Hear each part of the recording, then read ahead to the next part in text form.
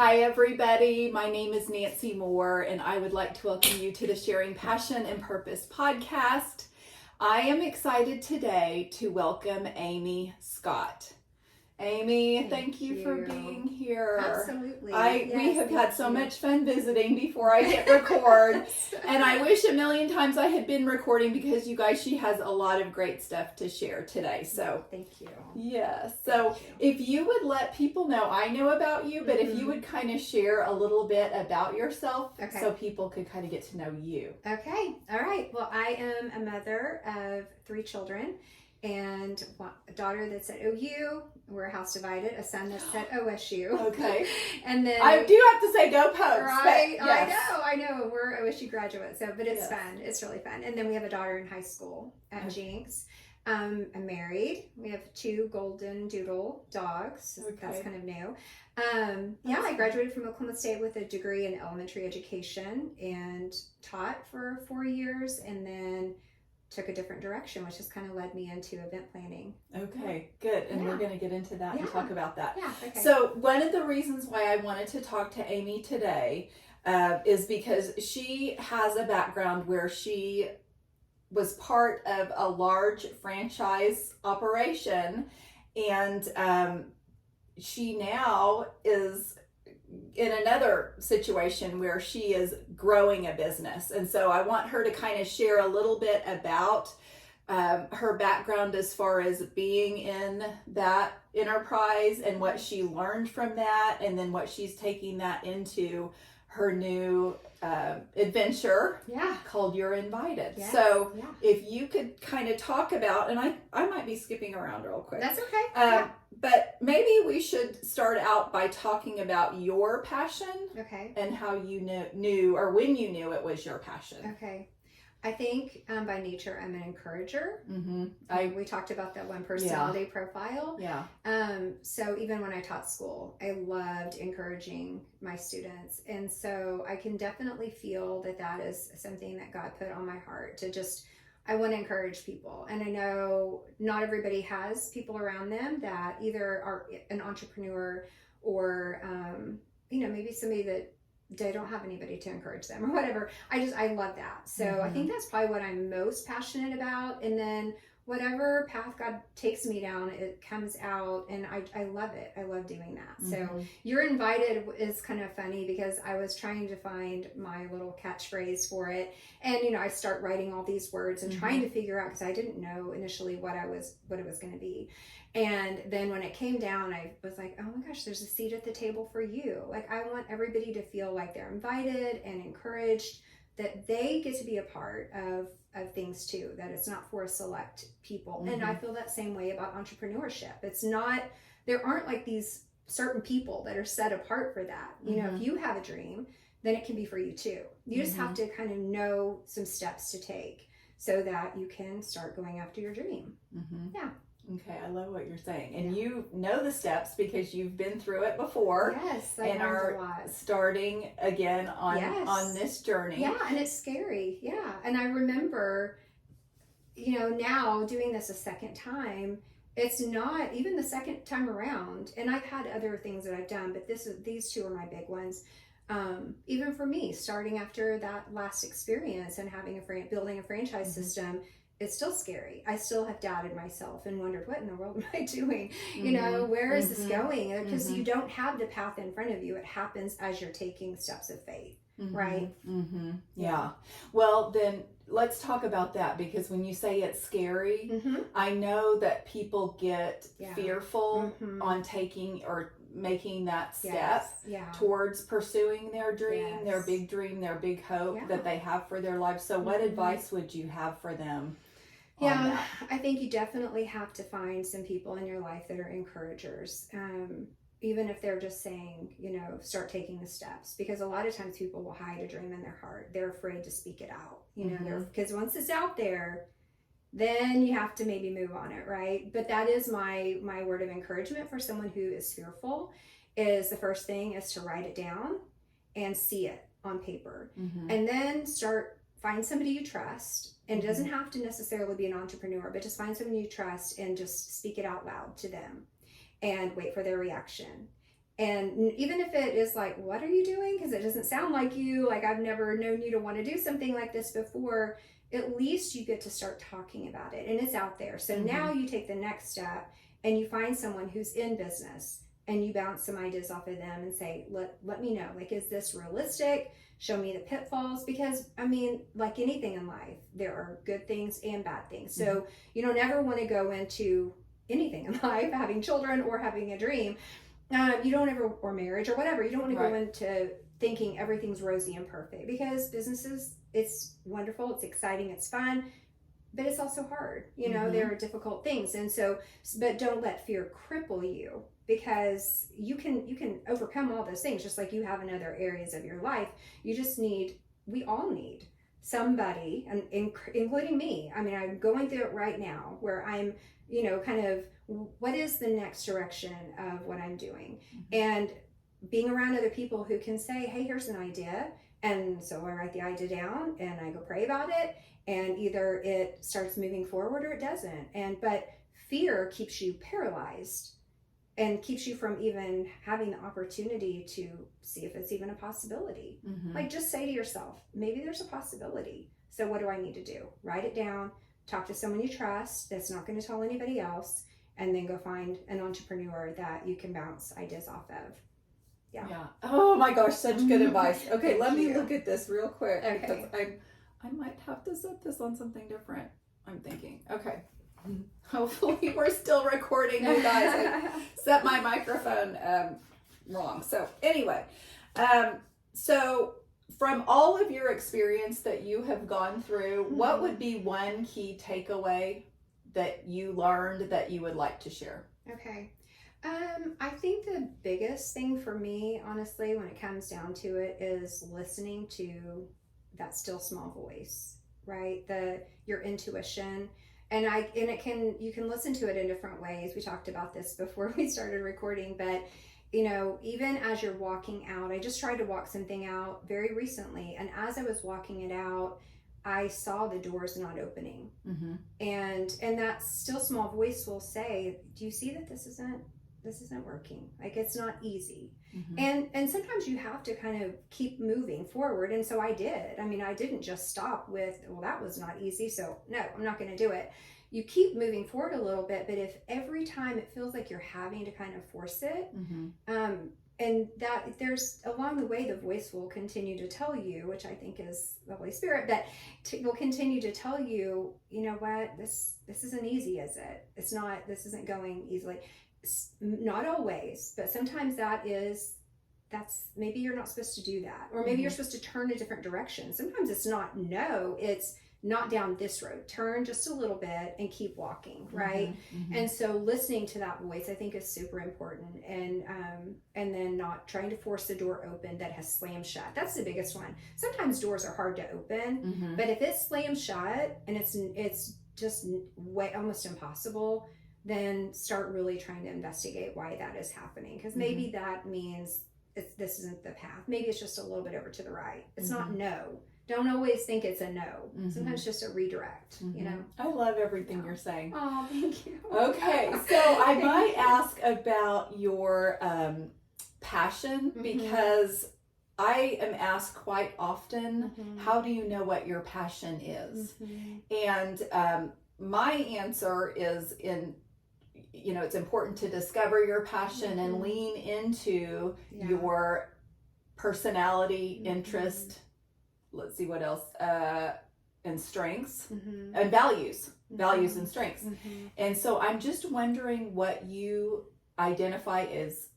Have I asked this? Well, kind of, but I mean, I'm like, how can I add to, I think, encouraging people. I think it's not something I sit around and think I'm passionate about that, but I can tell when I have the opportunity to talk to people about their business ideas, I get excited for them, you know, and then I want to encourage them. I don't want them to be, I know we're going to all be discouraged at times, but I don't want them to be fearful and discouraged. I want them to like let their mind open up to the possibilities, right? So I love that. I think You're Invited has been perfect for me because I love bringing people together. I love that.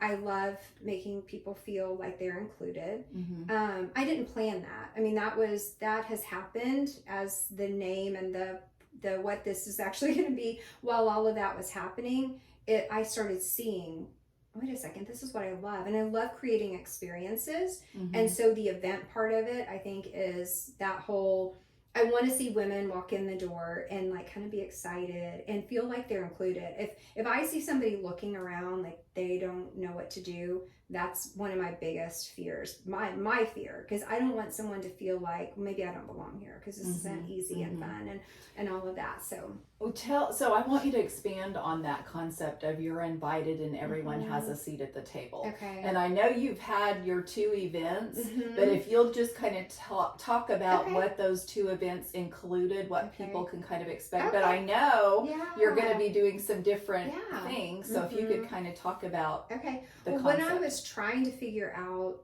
what the new event was going to be, because my last business was also an event business, and I was like, what did I love, and what's new, what's a new concept? And the workshop concept was so big during the phase in between for me, and I was like, wait a second, how can I turn that into an event and just do it in one day? And so that's what You're Invited is. I mean, regardless of what the theme is going to be, because I am going to do other things that are going to kind of seem outside of what I've currently been doing. And I've talked about Your Invited Date Night. I've talked about that at the event, so I can say that. But I'm also talking about doing Your Invited Women in Business, but it's going to follow a similar path. There'll be some basically workshop type things going on at the event, and because I think people love to learn. I love to learn. I do too. I know, and it's something that I thought about as I was planning for this. Is I had a district manager when I was in pharmaceutical sales that made a comment to me that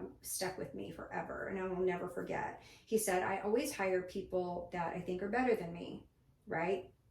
And so when I was younger, when I was in my 20s, 30s for sure, I didn't want people to see my weaknesses, so I would try to hide them and do things that I wasn't good at, which never went well. And so as I got older and I thought about what Dale said to me, I thought, you know what, I'm better when I bring people in who are better than I am. I have a skill set. God has blessed me with a skill set, but all these other things I'm not great at.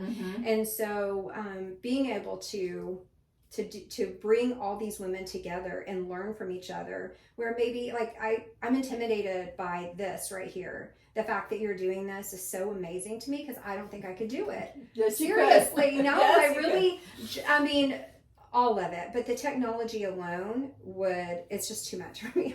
Anyway, she could do it. I don't know, but I love that you can, right? And so we all have things to learn from each other. And so I think bringing women in business together and going, okay, I don't think I can do this, but you hear someone talk about it and maybe you get some more confidence, or you find a resource or something like that. I think I love that idea. That I do too, and I'm really excited about it. You. Yes, I'm ready.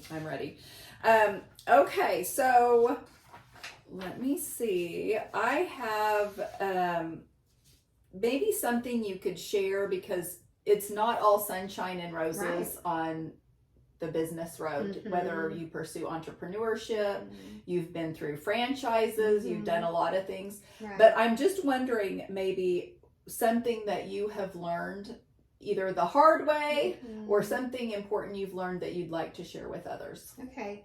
I think one thing is, no matter what you do, you're working with other people, and I've learned so much, honestly, about myself in working with other people. It doesn't have to be a negative thing. Like, I learn how I react to certain things, and actually I was at a women's lunch and learn, and they were talking about that, like learning, we all have different personality types. So I actually, and I can see it sometimes when it's happening, I rub people wrong, and I can tell, like, the different personality types just don't, for whatever reason, they, I don't know why that happens, but learning to accommodate somebody else's personality in a conflict, typically is super helpful. And I worked in the franchising business. I worked with a lot of women, and I learned a lot about myself. Like, why am I reacting the way that I'm reacting? But different personality types, we have to learn to communicate with each other. And sometimes for me, it is, or any of us, it is laying down our pride and learning how to communicate where they're coming from. And a lot of times that will shut down the barrier. That might be one of the biggest things that I have learned, honestly. And then just to not be fearful of change, you know, that there's always opportunity for something else, and not to be fearful of that. Like, there can be exciting things in your next step. So, yeah. I love that. That's a good focus to have too. Thank you. Yes. Yeah.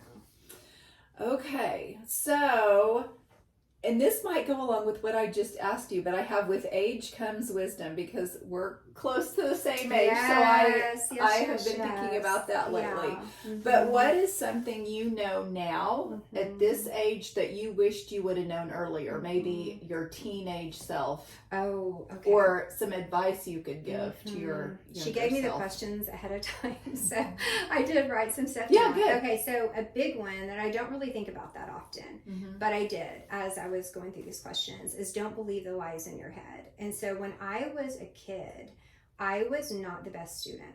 So I think if you talk to people I went to high school with, they'd be like, Amy Scott, or Amy Smith was my maiden name. She ran a business. I mean, I wasn't a great student, but you know what I did really, really well?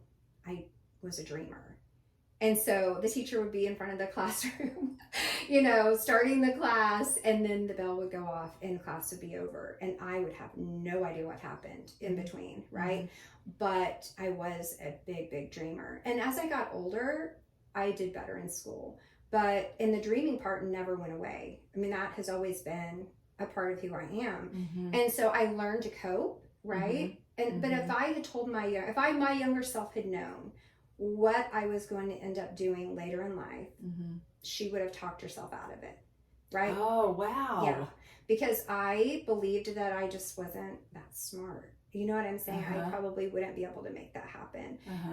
But the truth was, I was just distracted, and I was dreaming a lot. And honestly, I am sometimes to a fault incredibly optimistic. I'm also a procrastinator.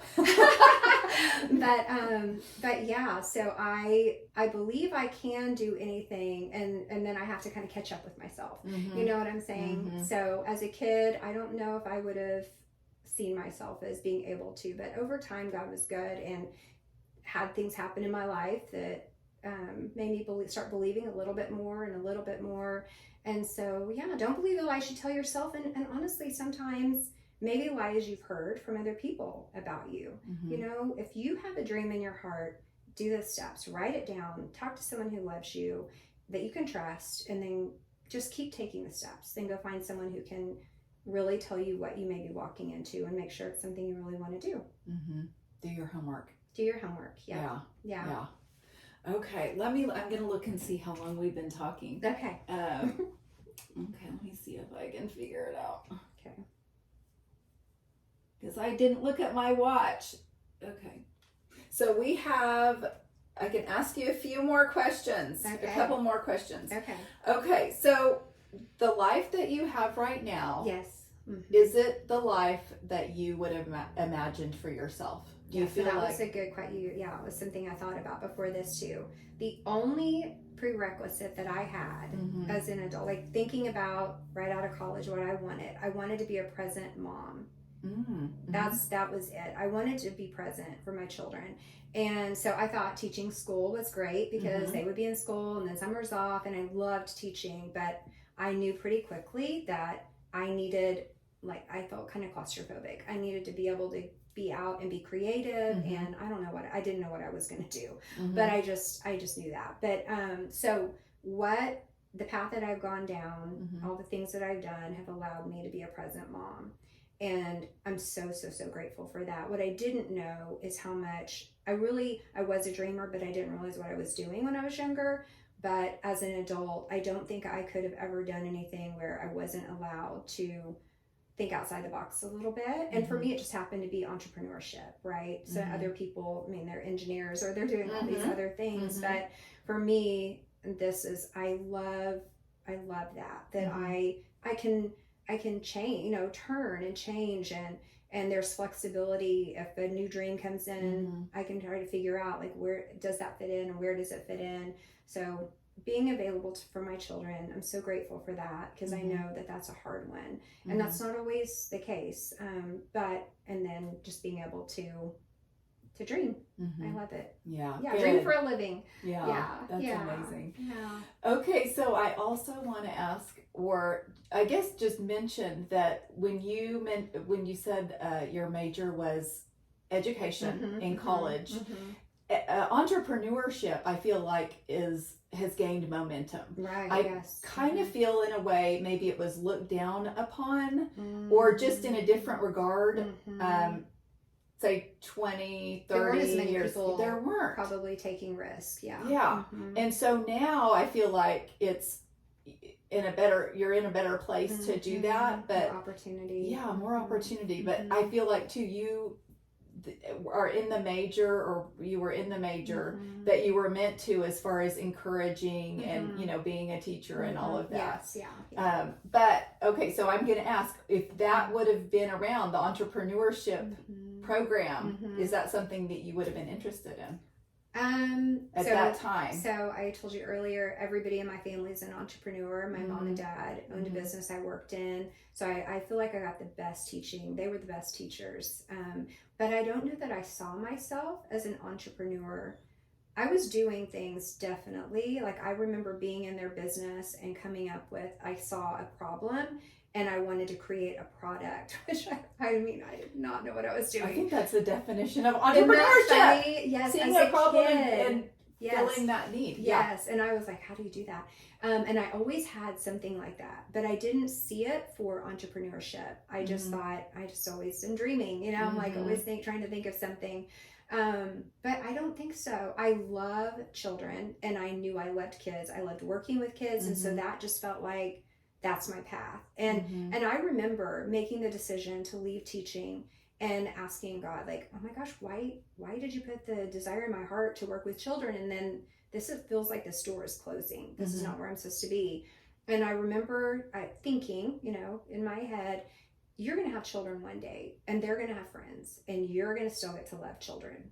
You know, it's not, that's not going away, but that's not what you're going to do with your life. This is not what you're going to do with your life. So yeah, I don't even remember what the question was. But, well, if you would have not gone into teaching and maybe done entrepreneurship or something. I don't think I would have. That wasn't an option for us when we were in college. It wasn't, you know? And I mean, it's amazing that the things that, you know, that kids that are in college, young adults, are learning now. And our daughter is an entrepreneur, and it's a whole different world, and getting to be around her friends that are starting businesses, and I get to talk to them. And I don't think when we were younger, or their age, not younger, but you know what I'm saying, I don't think that we were thinking like that. But social media has opened up a lot of opportunity too. Yeah, I love that. Okay, so my last question in wrapping up is, what are you passionate about right now? Well, honestly, I feel like I'm passionate about trying to figure out what God is doing in my life. And I can see a theme.